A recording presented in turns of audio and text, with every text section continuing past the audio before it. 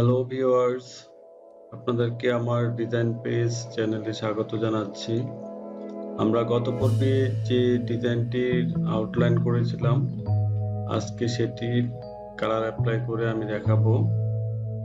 তো প্রথমে আমি লাল রং দিয়ে শুরু করেছি। কালার অ্যাপ্লাইয়ের আগে আমার আউটলাইনটা আমি 30 থেকে 40 মিনিট সময় নিয়েছি শুকানোর জন্য, তারপর কালার অ্যাপ্লাই শুরু করেছি।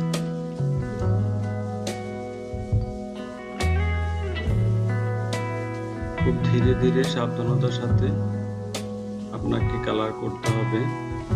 আর কালার করার জন্য আপনি একাধিক ব্রাশ ইউজ করতে পারেন অথবা একটি ব্রাশও ইউজ করতে পারেন।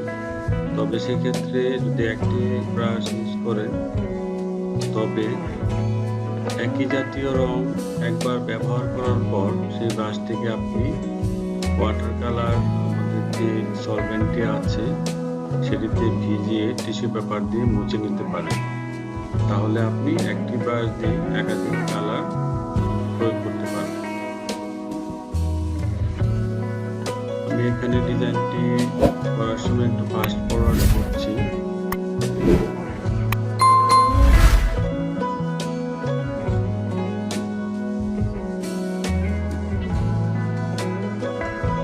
এখানে আমি লাল রংটি আবার প্রয়োগ করতেছি, যেহেতু আমি একটি ব্রাশ ব্যবহার করতেছি এই ডিজাইনটি করার জন্য।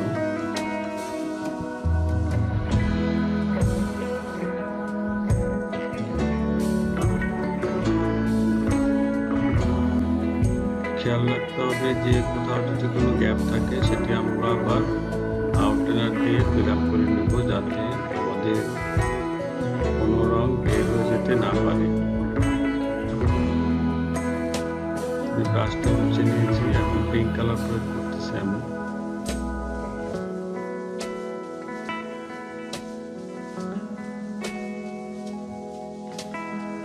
খুবই সাবধানতার সাথে আপনাকে রংগুলি প্রয়োগ করতে হবে এবং শুকানোর জন্য সময় দিতে হবে। যেহেতু কালারগুলোতে স্পিরিট জাতীয় কেমিক্যাল রয়েছে, তাই এটি খুবই দ্রুত শুকিয়ে যায়।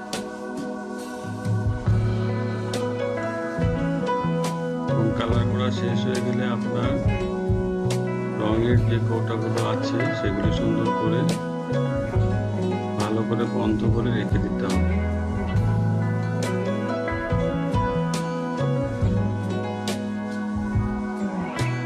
ফুলগুলো প্রায় হয়ে গেছে, আমরা এখন ডালপালা এবং পাতাগুলি দিব, সেই জন্য আমরা সবুজ রং ইউজ করব। সবুজের পাশাপাশি এই কিটে আরেকটি রং আছে, সেটি হচ্ছে টার্কিশ কালার। সবুজ এবং টার্কিশ মিক্সড করে আমরা শেড আনতে পারি, সেটাই আমি চেষ্টা করছি। তো ভিডিওটি শেষ পর্যায়ে যদি ভালো লাগে অবশ্যই লাইক কমেন্ট করে জানাবেন। সবার জন্য রইল শুভকামনা।